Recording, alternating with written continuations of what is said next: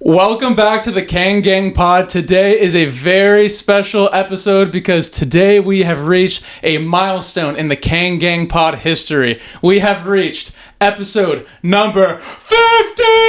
Let's go! Let's go! Oh my god! And not only have we reached 50 episodes, RT, we have also clinched the play-in tournament!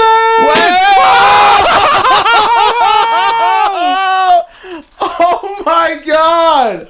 I didn't see the second one though. That was crazy. Oh my god! Oh my god! Yes. I ruined the surprise. No, the second one came out of nowhere. Thank you. Oh my gosh! Wow. So you're wondering why we have two special jerseys. Both of them actually are Curry family relatives too. We got Seth Curry and then we got Michael Curry right here. 30 plus 20 equals 50 episodes done in the Kang Gang podcast. Let's go, man. Man, it's crazy. It's crazy that we made it here. It's crazy that, most podcasts, I think there's a stat out there that like 90% of podcasts stop after 10. We have made it to 50. So we're excited about it. We're obviously, we wish it was under better circumstances. We had a lot of fun stuff planned if we beat the Nuggets tonight, but unfortunately we fell 124 to 116.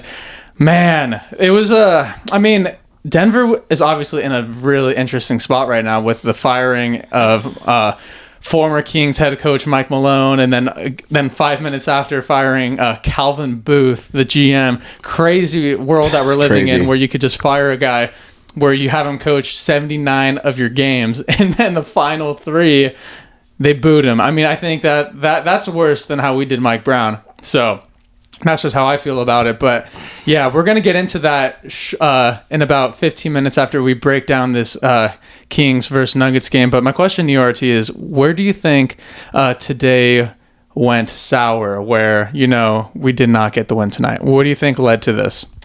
I just think we didn't get enough stops. I think that's the biggest message in the game. We let Jokic's other supporting cast get hot. It started right at the beginning with Christian Brown getting hot. Aaron Gordon was getting shots up. Michael Porter Jr. was hitting tough shots. Throughout the entire game, the one in the fourth quarter was ridiculous, by the way, but we'll save the fourth quarter towards the end, obviously. But I just think it came down to, them making their shots and us not making our shots. Obviously, DeRozan didn't have the best game. Oh, God, dude. He was frustrating me tonight. He was chucking them up.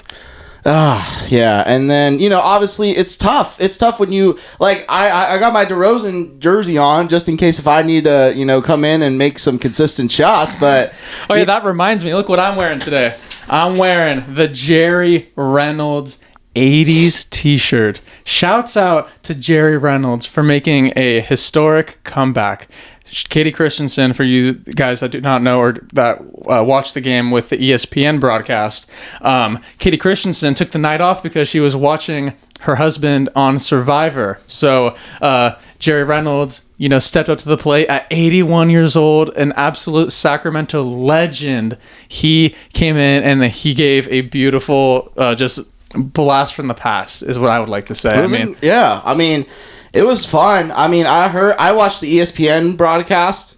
Oh, you did? I did. You did. So, because I always, because Mark Jones was on there, and so, I always gotta give love to Mark Jones. He always calls the ESPN games at home, does. So I always gotta tune in. But I felt like I was gonna ask you. Because you watched probably the Kings broadcast tonight. I switched it after the first 5 minutes when I'm like, wait, Jerry's not talking. And then, YouTube TV allows me to switch it over to NBC. So I did, and it was awesome to hear him. And it was such a cool moment where Doug Christie, before the game, he goes through the stands, gives Jerry a big hug. He calls him, one of his mentors, and it was just great. It was awesome that him and Kyle Draper were running the show tonight. But yeah, back to that first quarter, you hit it on the head like you always do, RT. Christian Brown, the way he cuts to the basket and he drives, and a guy his size, we just could not guard that.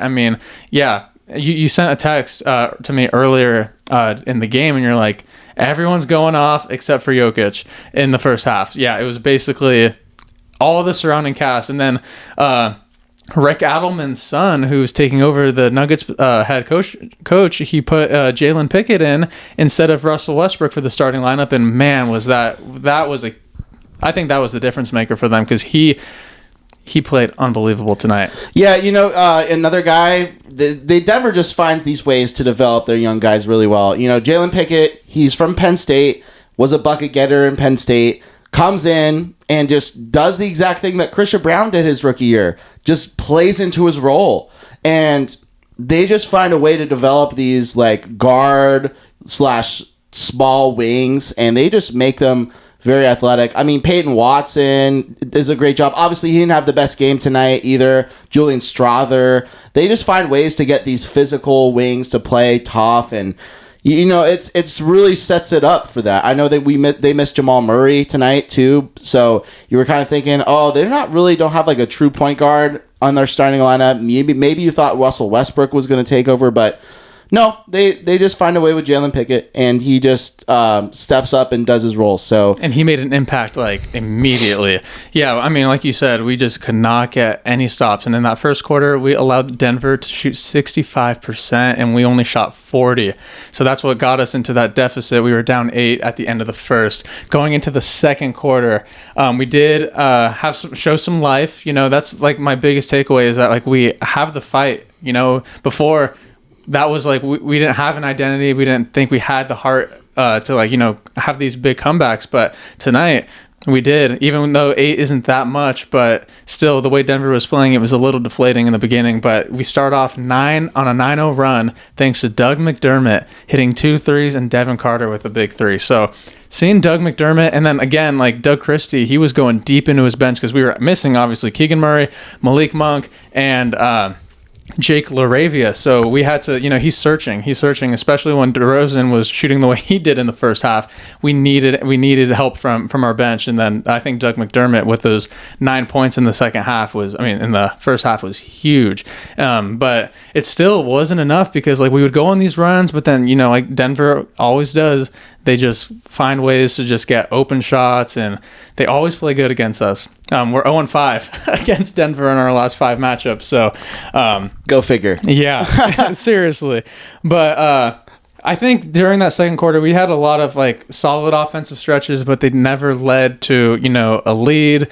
Or I think we got the lead once, like in the very beginning during that 9-0 run. I think we got a 1-point lead at the most in that second quarter, but it just wasn't enough. At the end of the first half, Jokic only had 10 points, 5 rebounds, and 4 assists. But he also had 4 steals, which is wild for a man like him. I mean, he always will just fill up the stat sheet, but it was everyone on our team that just was not matching their Denver starters. Everyone had, like, I think it was DeRozan, Trey, Keon, McDermott, they all had 9. So we were spread out. We couldn't crack double digits with anyone in the first half, but everyone was scoring. 9 points from those 4 guys, and then 8 points from Levine, 6 points for Sabonis, but 7 assists from Levine. So he was very passive. Talk about how passive he was in the first half. Well, I will say one thing before jumping in. I really think that what we did really well was go into his own defense, especially coming out of that second quarter and utilizing that non-Jokic minutes. I think that we really did a good job, because obviously DeAndre Jordan was their backup big. He's not going to be a guy that's going to break his own defense like Jokic does, right? So I think the Kings did a really good job of going to that zone defense, and we'll see it again in the fourth quarter. They did a really good job of it as well. But I think defensively, we did a really good job of cleaning up the glass on that zone defense. We really did a good job of being active, and that's what led to Doug McDermott, Devin Carter. I think Devin Carter, obviously he had a couple turnovers, like kind of some rookie turnovers, but that's just how it will be. But you have to give credit when credit's due with hustle plays. So he's able to do that. But to answer your question about Zach LaVine, I think his connection with Trey Lyles was huge, right? I think that's the Kang Gang player of the game on the Kings side of things. I would give it to Trey Lyles. Yeah, right. I think he, in Keegan's absence, stepped up big time. And I think he was at one point he was the Kings' leading scorer before Levine started, kicking it up a gear in the fourth quarter. But yeah, I think Trey Lyles was doing great. He went 3 for 4 in the first half, so he played excellent. DeRozan 4 for 14. So although, Levine was getting people involved in the first half, you would like for him to step up when our other main guy is shooting terribly. 4 for 14, and then it carried over into the second half as well. He just was not, it was not his night tonight. He still got into the 20s, as DeRozan will, but yeah, I was not a big fan of DeRozan's shot selection when he was just trying to find a way to get out of that slump.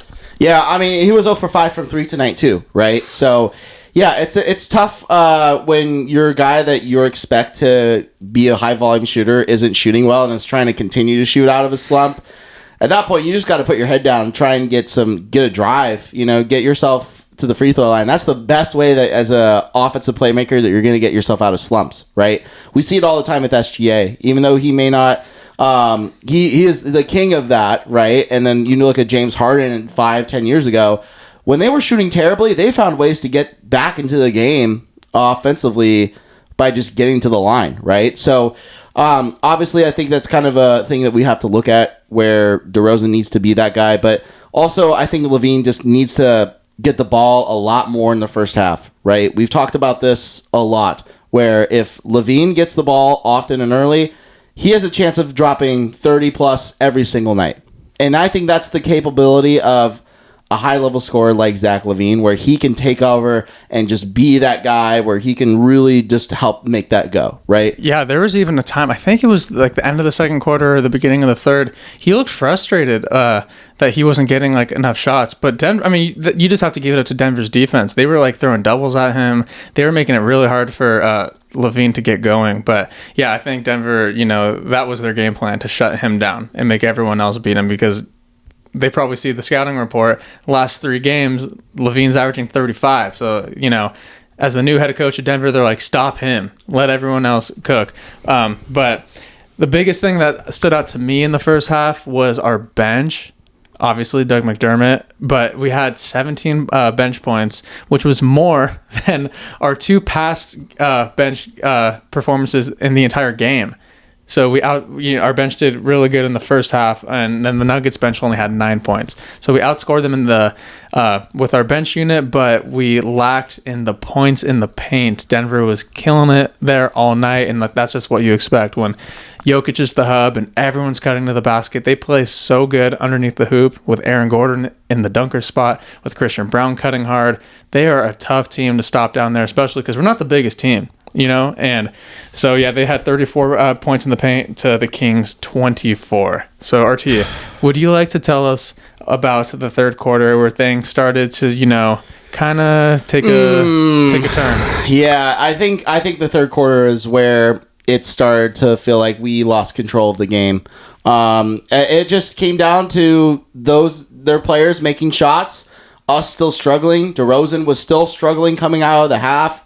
Levine didn't really get it turned on either, right? So he only had probably 3 points in that quarter, I believe. He started scoring closer to the end. I think maybe 16. No, because he had 11. He had 11 in the third quarter. So he turned it on in the third, but in the beginning he was struggling. Yeah. Right. So, and that's the thing too, is I think the Kings need to be more aggressive. I think these last 2 games, if the Kings can be aggressive in the third quarter like they did in Cleveland and they did in Detroit, this would be a very good team that, could be able to hang their head and, make a chance at the play-in, right?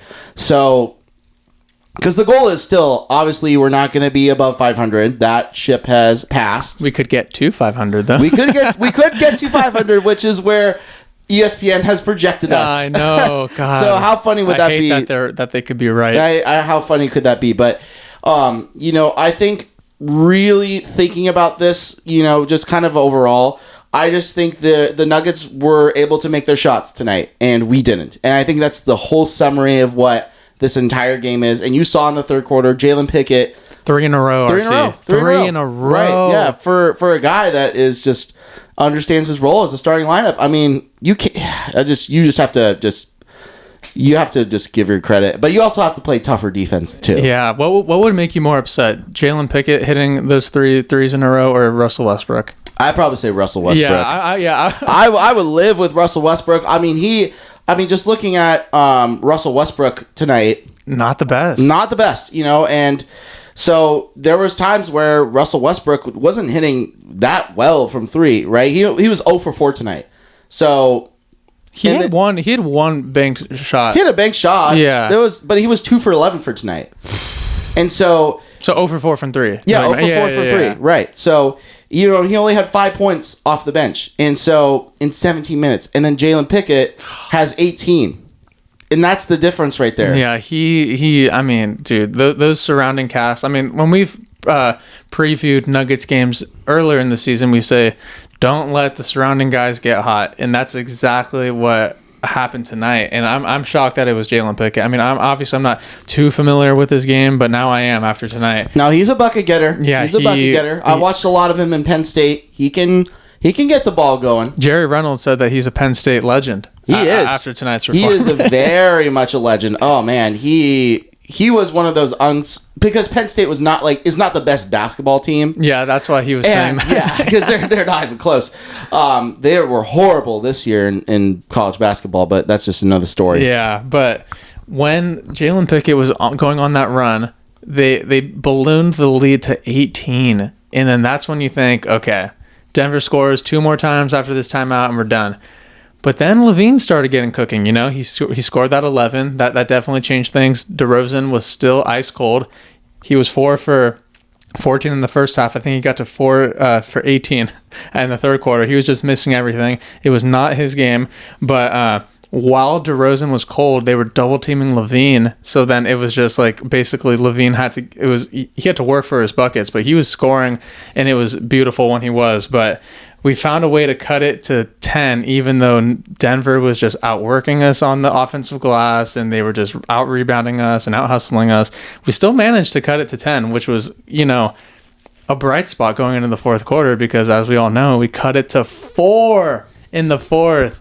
Yeah, and I felt so good. I was like, if we just keep pushing, but then that's when Aaron Gordon and freaking MPJ hit those big threes, and after that, we were just down. We couldn't get control of the game again. We never really had a control, but when we had like the momentum, it just all went away after, because Keon was playing great defense and he was hitting big threes. Keon Ellis, he had a great game. He was shooting well tonight. Yes, he was shooting well. I'm not saying this because it's an actual fact. It is an actual fact that he shot well tonight. So, no, this is not me just like spewing stuff out. This is, if you watch tonight, Keon Ellis shot really, really, really well tonight. He did. And I think all of the momentum of that, that run that we had late in the fourth, right before the 4-minute mark, was because of Trey, Keon, and Devin Carter. Their defense and their hustle, like that play where even though we didn't get the ball, when Trey dove, like that got the crowd going, that got Doug going, that got the whole team going.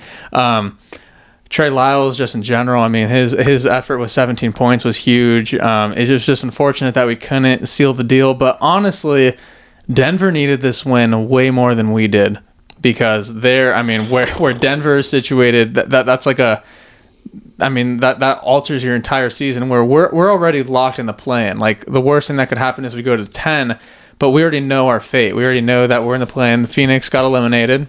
So, that era of Phoenix is most likely done.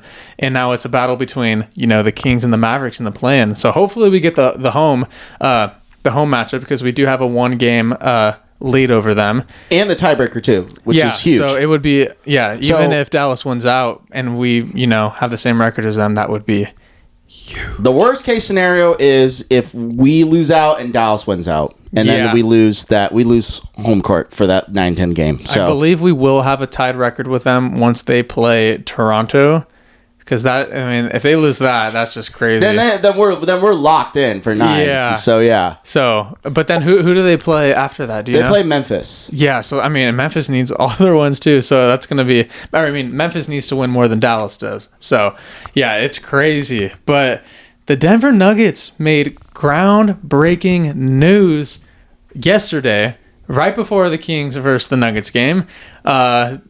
what's his name? What's the owner's name? Tim Connolly? No, that's not Tim Connolly, right? That's the Wolves guy, right? Yeah, that's the Wolves GM now. What's the owner? John Kroenke? I don't know how to say his name. Let me check. Yeah, whatever his name is, he decided to make a crazy move with fire. I mean, so apparently all the reports are out. Yeah, it's Josh Kroenke, whatever his name is. He decided to blow up.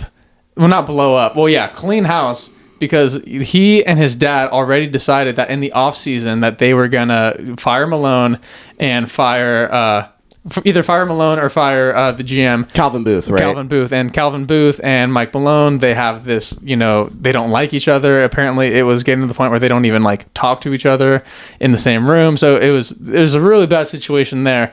And then instead of just letting the season play out, they decide to clean a house with 3 games left in the season, which is crazy. And we have a special guest hopping on the phone. His name is Liam Taballone. He is a great friend of mine. We've been friends since college, and he is going to join the Kang Gang pod. He is a Denver Nuggets fan, and he's going to talk about what just happened in Denver, because someone needs to make sense of this.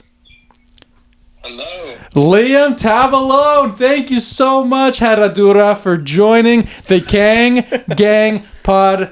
Episode 50. We just finished breaking down the Kings versus Nuggets game. Congrats on your win. You guys needed it way more than the Kings did. Oh, absolutely. Talk to us about what went down in the Mile High City the other day, wherein the owner of the team decided to let loose Mike Malone, 10-year coach, the guy with the most wins in Denver history, and Calvin Booth. Give us the rundown, Liam. Man, it hurts hearing it, bro. It just hurts hearing it from you. It's been a roller coaster of a ride the last, 48 hours now. Just thinking back to everything that Michael Malone did for the culture in Denver. So just like everybody else, I think I've been watching a lot of podcasts, been listening to a lot of Jeff T, Mello, all of those guys. I was shocked just like everybody else. It came out of nowhere at the time. I think I was cooking breakfast with my girlfriend at the time. Just cooking breakfast, and I get all these texts in our group chat, and I see Michael Malone, no way. My brothers are texting me, and the first thing I do, we don't have Waz anymore. You go to Shams. I went onto Twitter, checked that, and just like the Luka trade, almost, I just had to make sure that it was real. It didn't feel real. Like at this moment of time in our season, we're about a week away from the playoffs, and we're fighting really for this. To avoid the play-in right now, and you let go of the guy that got you here in the first place. You've been struggling with injuries throughout the entire season, and he's been fighting through it. It's just crazy to think we were the 2 seed just 2 weeks ago, and now we fired our head coach, got rid of our GM, and we're just turning a new stone and just kind of wiping the slate clean. It hurts. It really hurts, honestly. Even after a win like tonight, where you still are holding on to hope, it still hurts to see, because that's the guy who built the culture in Denver and really pushed the players. All of those players have been with him for so long. So, yeah. Yeah, it's crazy that this was Nikola Jokic's only NBA coach, which is also crazy. But yeah, now you have entered the Post Malone era. This is officially the Post Malone era, which is crazy. It comes at a time with 3 games left in the season, which was just mind-blowing to everyone that just watches the NBA and covers the NBA. Everyone was shocked by the decision. I'd like to think that, the Sacramento Kings are the trendsetters for this coach firing this season. First, it was us, and then it was the Grizzlies with 9 games left, and then Denver was like, no, let's make things crazier. 3 games left, so let's get rid of our guy. It is actually insane. I think it's wild. But did you see the reports about how, Calvin Booth and Mike Malone were on very bad terms, and that the owner was already came to terms with firing them in the offseason, but then, they thought this would spark the team and get them to where they hope to be this season and in the future. What are your thoughts on that? Yeah, I mean, the biggest thing and I've been texting you for the longest time about this, with Calvin Booth, he was somebody that kind of stepped into our job. At the same time, it kind of reminds me of this, what the Warriors had done when they got rid of, who was the coach? Mark Jackson, and they brought on Steve Kerr, right? Where they won a lot of games, and they were just trying to get over that hump. Calvin Booth kind of came in and stepped in for Tim Conley, who's the GM of the team that haunts us forever now, the Minnesota Timberwolves. Yeah. And he stepped into the situation. He wasn't scared to make moves, and he got rid of guys that were, loved in Denver. Actually, he got rid of Monte Morris, who was called Mr. Nugget at the time. He got rid of Gary Harris, who was a staple in our starting lineup, and he was, our big 3-and-D guy. And those were guys that were with our team for so long. So he stepped in. He got some big pieces like KCP, and they got us there. Won us the championship. But ever since then, every trade deadline that we've had, every free agency that we've had, we haven't signed guys that were going to make that impact on our team. And yeah, looking at those reports, I could kind of see it where they butted heads there, where he wanted to play some of the younger guys who obviously played well tonight, like Jalen Pickett, and they went down with him down the stretch in the fourth quarter there, which was huge in the win, where he hit a couple of big shots. But Michael Malone disagreed. He's always been the kind of guy who played veterans. I mean, Michael Porter Jr. is a good example of that. He never started in his rookie year. He kind of had to make his way through the bench. He would get minutes here and there, but he never played great defense, so he wouldn't get the consistent minutes until, his hand was kind of forced to do that. Same with guys like Jamal Murray and Jokic. They kind of had to earn their stripes. And Michael Malone's kind of that old-fashioned coach that believed in that, and I think that's what kind of, in the front office, they were butting heads about that because they wanted to go one direction where they wanted to play the younger guys, and Malone was just saying no and playing guys like Russ who miss free throws or, make turnovers at the worst time of the game. Or miss layups. That also is a thing, too. Miss layups as well when you're up 1 point and you shouldn't be driving like and that. And fouling a person when you're up 3-2. So that also plays a factor. Absolutely. It does not come as a shock, to be honest with you guys, that this kind of happened within it. I think at this time of the season was a little bit of a head scratcher. But I think some changes definitely did need to be made, but I don't know about three games left in the season doing that. Yeah, I think the 3-game thing that's the first time that's ever happened this close to the end of a season. I think the way they did this was worse than how we did Mike Brown, and I think we did Mike Brown horribly. But it's like you let Mike Malone coach 79 games and then you boot him. You don't even let him see it all the way through. I mean, I think that's just despicable. RT, do you have any questions to ask Liam? I want to ask you, Liam, because I know you guys are in a big stretch right now with 2 games left after tonight where you are trying to fight for playoff position. You're trying to avoid the play-in. Tell me, where do you think the next 2 games will go? What seed will you most likely finish if you had the crystal ball? I mean, ideally, I would like to be in this 4 seed right now and maybe get the Clippers within that matchup. The biggest thing is avoiding the play-in and avoiding playing the Sacramento Kings again. Hey, you're 5-0 against us in our last 5 games. Every game is pretty close, though. I will say that we do make it interesting. I mean, guys like DeMar DeRozan and Zach LaVine, they scare me sometimes when they get hot. But I don't know. I think the biggest thing, we're about to play, and we're coming into this last stretch. We're playing 2 teams, and I'm really mad at the Rockets because I think they sat all of their players today. But yep, everybody sat. The biggest game of the season is going to be on Friday, where we play the Memphis Grizzlies, who we are fighting this position for. I think the Warriors are going to be playing. I want to say they're playing the Clippers or the. They play the Clippers on. They play the Clippers on Sunday. So this is going to be a big stretch, and I think if we could get ourselves in position and win this game against the Grizzlies and, make the adjustments that we need to, I think we have a good chance of locking in this 4 seed here. That's ideally for me. Teams I'm trying to avoid, obviously, like I said, the Kings. Let's go. Avoiding, obviously, the Thunder and the Lakers right now. I think. Whoa. What about Minnesota? Dang. Oh, of course. I do not want to play Minnesota in any capacity again. They have our number right now. I think we lost 8 straight against them. Something crazy like that. Yeah, because six straight or something like that from playoffs last year, right? Yeah, six straight. Game. It's just crazy to think that we're in this position right now where 2 weeks ago we were looking really strong at getting that 2 seed, and now we're trying to avoid the play-in. It would blow my mind if the Nuggets found a way to get into the play-in. I would be absolutely shocked.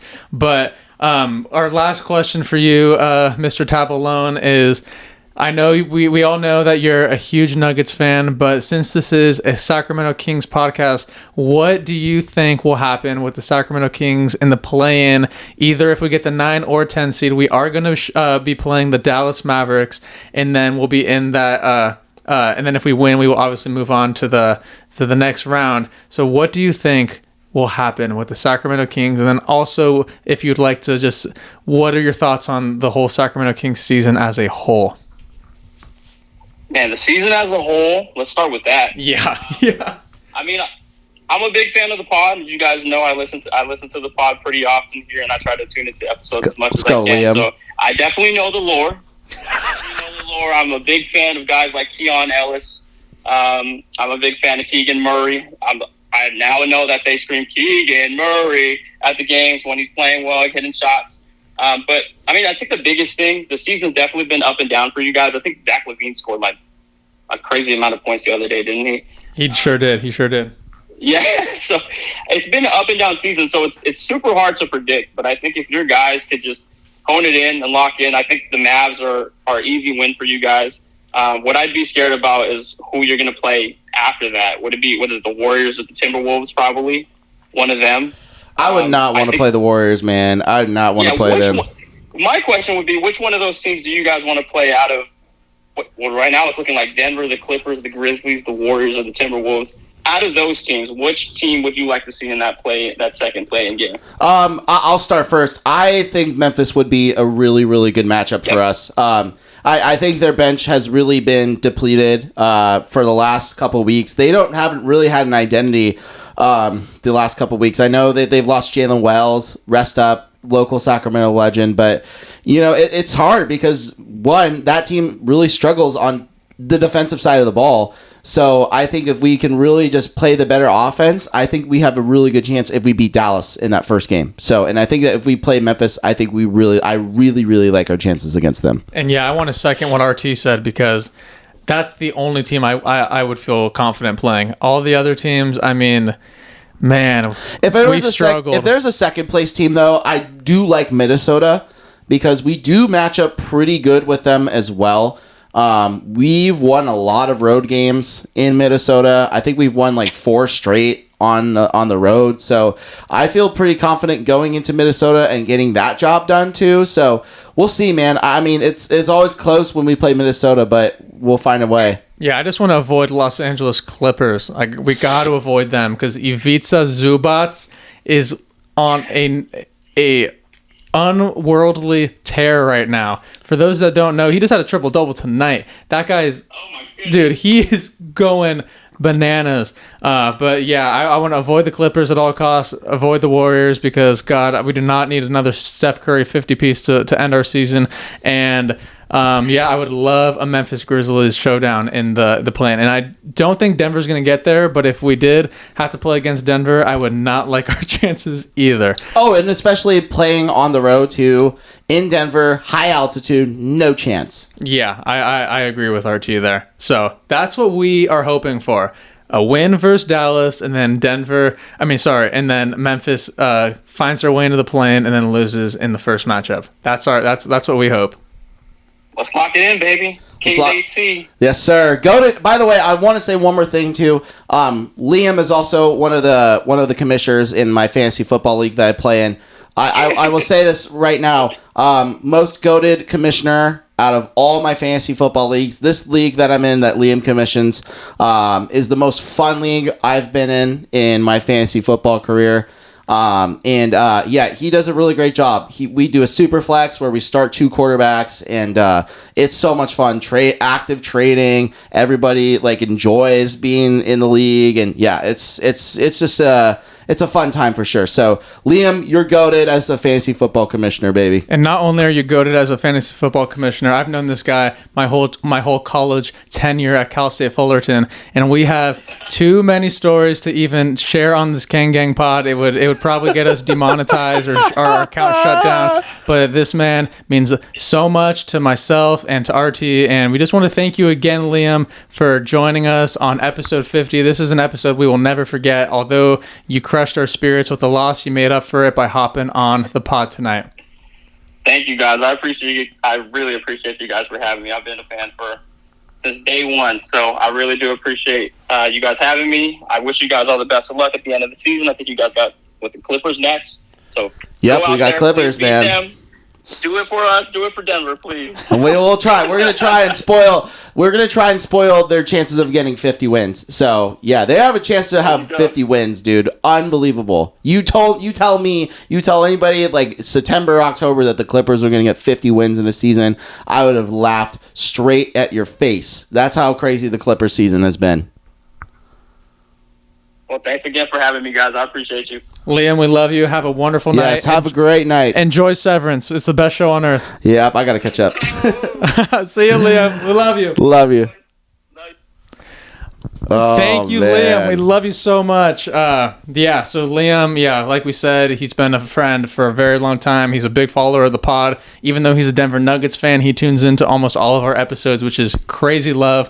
So we will always love him. Mad love. Yeah, Liam, we love you. Herradura, Tabalon, we love you. Yes, sir. So now it's time to get into business. So back to that. Let's just break down the stats because the Denver Nuggets, they scored all of their starters had 20 or more except for Jalen Pickett, who had 18. So unbelievable stat line from Denver starters tonight. Jokic had his 33rd triple-double. So it was going to be a tough matchup. We all knew that, but unfortunately we did lose. DeRozan, yikes, 8 for 26.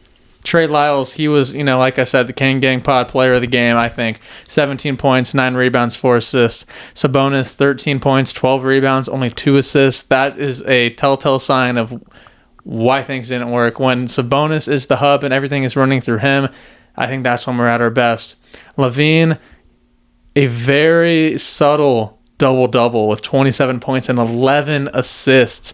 And then Keon Ellis, who was just a marksman from the three-point line, 6 threes tonight, finishing with 20 points. So that's the breakdown of the game, but this NBA, the past 2 days has been extremely eventful with the breaking news in Denver. And then tonight, right before the Sacramento Kings game, was Luka Doncic's return to Dallas. Bless you. Thank you. With the Lakers win and Luka's 45 huge points, by the way. Awesome. And he had 31 in the first half, too. No, I wanted him to go for the 60. He was on track. Man, dude. I wish. They had the Fire Nico chants. They had a very sentimental tribute video, and that had Luka in tears. And he said after the game that he didn't even think, he's like, how do I play a game after, with all of the emotions that was going on? For him to play a game like he did with, you don't see guys tear up like that during a tribute video. But, obviously Dallas did him so dirty, and he loves that city with all his heart. So, he was feeling everything that night, but he showed out. But that was a huge win. I was rooting for the Lakers, which I normally never would do, but I was rooting for the Lakers to beat Dallas because now, at the time, we had a 2-game cushion over them, and I was like, let's go. We're going to go in Denver, hopefully get this win. But now it's back to a 1-game cushion over Dallas. But we still own the tiebreaker, though, which is nice. Yeah, which is... that's Very why nice. Every game matters so much because in times like this. I agree. So Dallas is in 10th. RT is going to pull up the standings because we also had some crazy news with the Warriors played the San Antonio Spurs, who obviously the Spurs are out of contention. The Warriors found a way to lose a game at home to San Antonio by a Black Falcon Harrison Barnes game winner. At the buzzer, too, by the way. Yeah, like a buzzer beater game winner. Basically from the same spot that he missed in the playoffs in Game 4. Yeah, you can't make this stuff up. I mean, as a Kings fan, it's heartbreaking to see, but we obviously love the Black Falcons so much. That was a crazy shot, but man... Where was that? Where was that in 2023 in the playoffs? Well, you know what? He did make game winners for us though, so you can't discredit Harrison Barnes. I mean, he's hit buzzer beaters for us. So, right time, right place, and that loss actually propelled Golden State all the way down to 7. Which is insane because now people are saying, oh, it's destined for the Kings Warriors rematch in the play, and I'm like, no, please. I'm so tired of playing the Warriors in a high leverage situation. Can we just play anybody else? Just give us some variance. That's all I want. Great that we had the playoffs 2 years ago. That was probably one of the best series in the first round in quite some time, right? Then the play-in game, we get our lick back against Golden State. If we play Golden State again, I feel like the NBA is scripted at this point. They really are pushing the narrative of a Northern California basketball rivalry that unfortunately died when De'Aaron Fox got traded. Yeah, it really did, because right after the trade and then right when the Warriors got Jimmy, the Warriors have had our number. So they've won the last 2 matchups against us when we won the prior 2 in the beginning of the season. So I don't want to settle the tiebreaker of the 2-2 matchup. I really don't. I really, really don't. But yeah, with that loss, Warriors fall back to the 7th. And then with the Nuggets win, they're fourth right now. Yep. Which actually is good because we kind of want to avoid them. But something even crazier happened, just as crazy as the Mike Malone firing, I think. The Minnesota Timberwolves were playing the Milwaukee Bucks. Oh, yeah. And they were down the Bucks were down to the Timberwolves by 24 points with 10 minutes left. You would just chalk it up, right? You chalk it up, oh, that's a terrible way to lose, at the end of the season, the Bucks, they just lose they're down 24 with 10 minutes. No. No is right. They went on a 30-3 run to gain the lead and then win the game. I think it was in Minnesota too, right? Yeah. I actually don't know. I don't know where the game was. No, it was on. Minnesota was on the road. It was in Milwaukee. Oh Yeah, my it was God! in Milwaukee. Imagine to be at that type of game. But with that loss with the Timberwolves, though, they go to the 8th seed. So currently situated as we're recording on. Is it Wednesday today? It is Wednesday. On Wednesday night, the play-in scenario right now would be Warriors versus Timberwolves, Kings versus Dallas. So that is just insane. Insane. It's wild. And then you look at Minnesota's schedule. The biggest game they have tomorrow is against Memphis. And that's a huge game. Because that dictates everything for that play-in spot, yeah. Because the Timberwolves have the Jazz and then the Nets afterwards. So then they'll waltz their way to wins and all that stuff. Oh, so they still have 3 games left? Yeah, they have 3 games left. And the last 2 were just cakewalks? Yeah, cakewalks. Oh my God. Yeah, I mean, we're going to be rooting for Minnesota, obviously. We need them to beat the Grizzlies, and then we need... Did Liam say Denver playing the Grizzlies too? Yeah, Denver plays the Grizzlies too. So we're going to be rooting for Denver and for Minnesota to beat the Grizzlies so that we could get them. And Dallas in the last game, as long as we take care of business against either the Clippers or the Suns. I think we're going to take care of business against the Suns because the Suns have nothing left to play for. I would even, I wouldn't be shocked if they decide to rest their guys the final game. I mean, who knows what will happen with that, but this Clippers game, they need all the wins they could get. It's not going to be easy playing them. They just had a huge win again tonight at home. Who were they playing?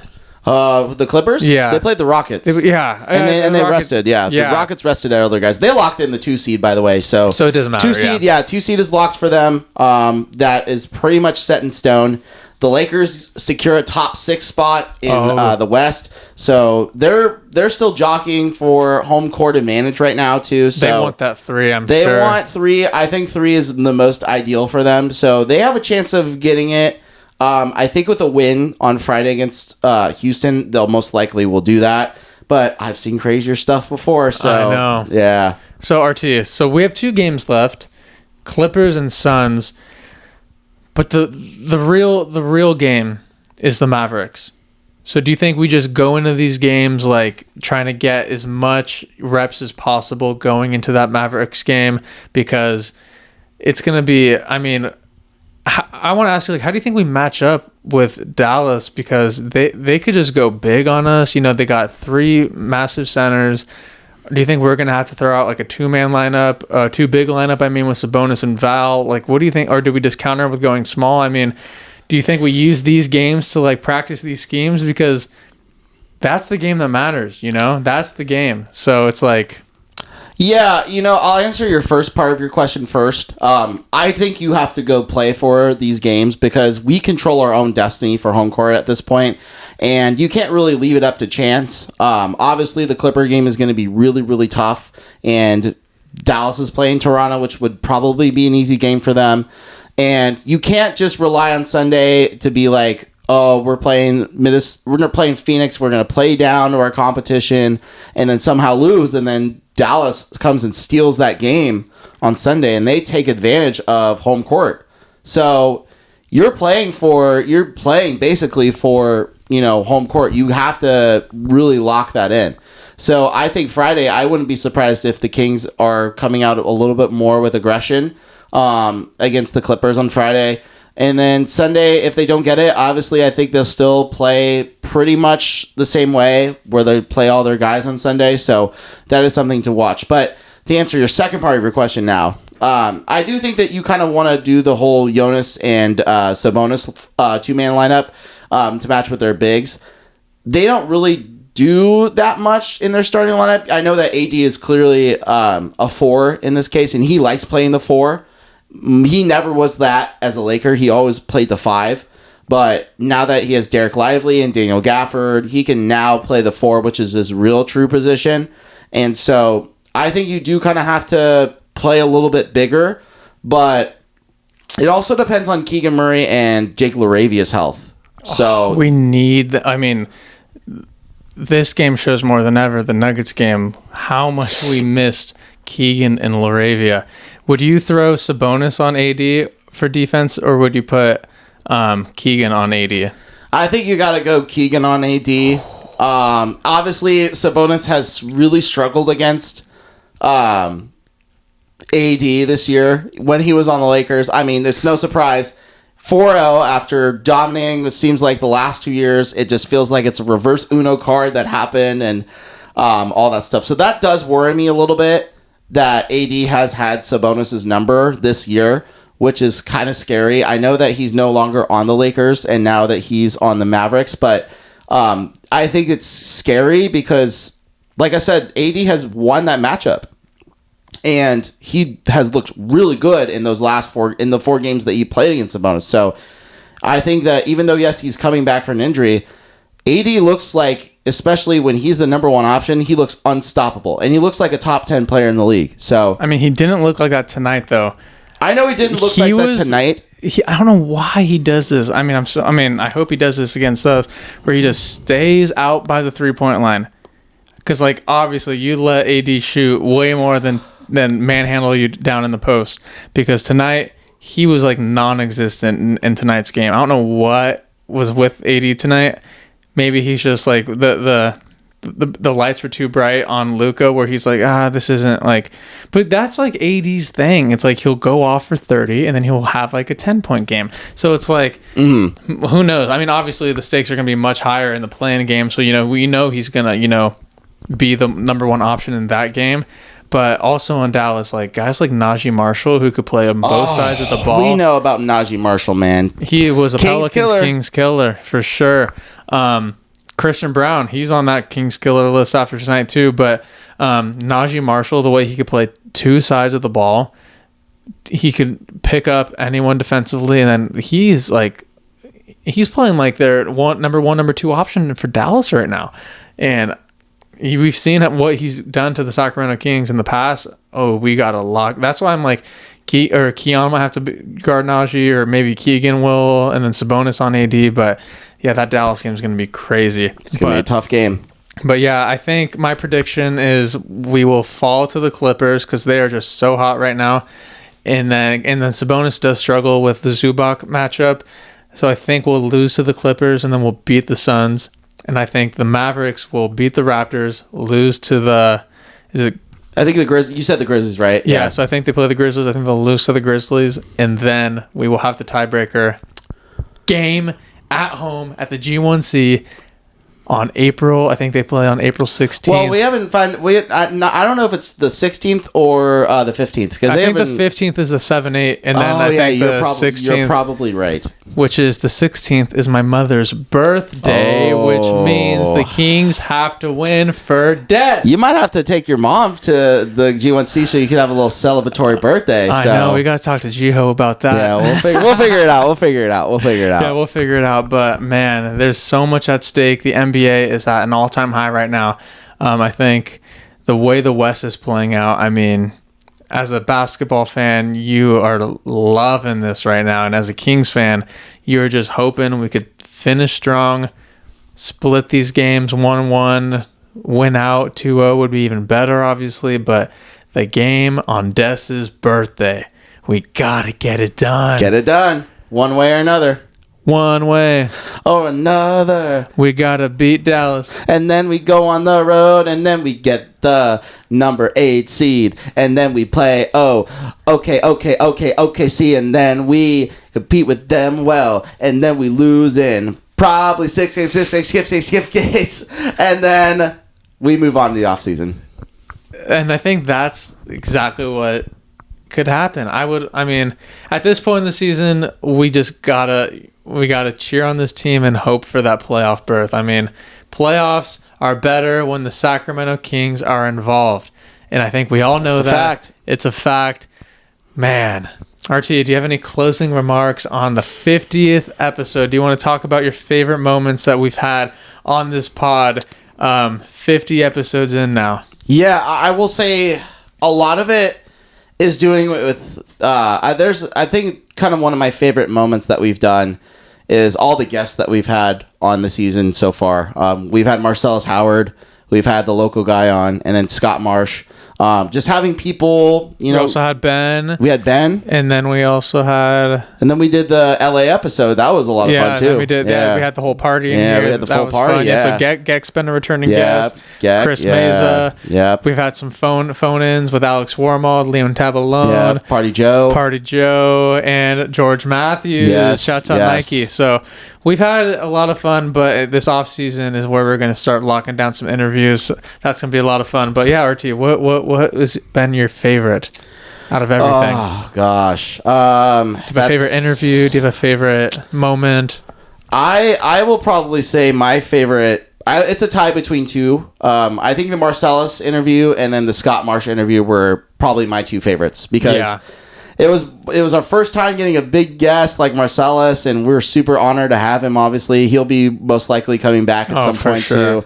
But just the Scott Marsh stories, I was just so bought into like the history of what he's done for Sacramento, and just learning about the history of the Kings is something which is really special because we're 27 and 28. And we were pretty young, so we don't have like true memories of like the Kings in the early 90s. We had the photos and in the family photo albums, but right, we never really got to experience it. And Scott was in the prime of his years, seeing all that stuff. Scott was our age at that time. Yeah, imagine being our age when the Kings are like the best they've been in Kings history. God, that would have been fun. But that's why we're trying to recreate those memories now. That's right. So that's why we're on the journey. But my favorite thing is doing it with two people that I love dearly. Obviously, Johnny. He's not here tonight for who knows what reason. Who knows what reason. But doing this, doing stuff with these two guys and Christo. With me and Zion. Yeah, exactly.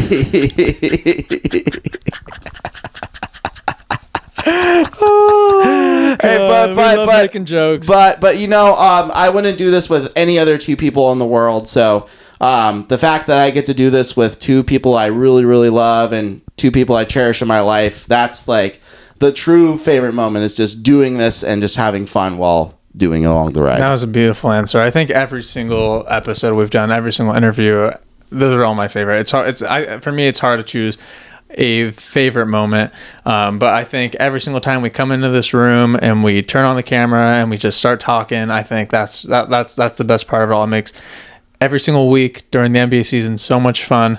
I mean, compared to the previous seasons where we just watch the game, turn it off, and that was it. But now I mean, we're just so much more invested. I mean, obviously I've been very invested in this team, but now it's like everything revolves around this, and I just love it. I love it with everything I got, and I can't believe we're at 50. It's crazy. Hey, we got a lot more to go. We do. We got a lot more to go. We're not stopping. We're not stopping. Yeah, years down the road. We're not stopping. When we look back, I will not forget the 50th though, because I will remember that this confetti is going to take a long time to clean up. Oh, wait until like 100 or 1,000, and then you gotta. This will be like bare minimum, you know. Oh, and then, by the way, it was a goose chase to find these. I knew I was going to do this. I was telling you, I was like, oh, what should we do for 50? I was just joking around because I knew I had this plan. But yeah, I mean, all the party cities are closing the United States, and that's crazy. That's where I got them when we used the confetti gun for the puzzle video. Remember? Oh yeah, the puzzle video. Yeah. Yeah. So electric video. Yeah. So just again, if you made it this far, thank you so much for watching us talk about the Kings. Thank you for supporting us, for commenting on the videos, for giving us thumbs up, for subscribing, for just interacting with us, and for all the kind words that you've said to us in public. It means a lot. It motivates us to just keep on going and keep trying to get better and better at this. And it's not just me and RT on this journey. It's everyone involved. So we appreciate everyone for tuning in, and let's just hope for a miraculous end to the season and many more fun episodes to go. Let's go. And if you are new to this, or if you are a fan, make sure you subscribe to our channel, follow us on Instagram, tell your friends to follow us and subscribe, tell your parents friends, tell your pets. Yeah, tell your pets, tell your sons, tell your doctors, tell your doctors, dentists. Yeah, dentists, your local teachers that are around the area. Yeah, any teacher friends in the area, share it with like people that are fans of basketball from all across the globe, Canada, Australia, even in Europe too. Just like we want to get fans from all over the globe just wanting to just tune in just to what we want to say. So because that's what makes the Sacramento Kings fan base so special. It's just so widespread all over the world. Every single trip I've gone on, I've ran into another Kings fan. Every time when I wear my Kings stuff outside of Sacramento, it starts that conversation like, oh, are you from Sac? Oh, are you a Kings fan? Like the amount of Sacramento Kings fans that I've met worldwide is insane to me. I mean, Sacramento is like a smaller town. It's not like the biggest city in the world, but it seems like everyone has a connection to the city. That's what makes it so special. So with that being said, thank you again for watching. 50 episodes in, infinity to go. We love you. Have a wonderful night. RT, cue the music. And I will say one more thing before we do that. If you made it all the way to the end of this video, comment your favorite Kang Gang podcast moment. It can be anything from our beginning to the end. Just share. We love to just get some comments about that. And for our next episode, we'll share some of those comments as well. We should have said this earlier in the pod. That's okay. But hey. But if you're a true listener, just comment anyways, because that helps with algorithm too. That's true. RT loves the algorithm. We love you. Good morning, good afternoon, and good night. I was going to say hit a theme song, but that was even better. Thank you, buddy. I love you, Teasy. I love you, dude. Oh my God, I wasn't recording. Yeah, right.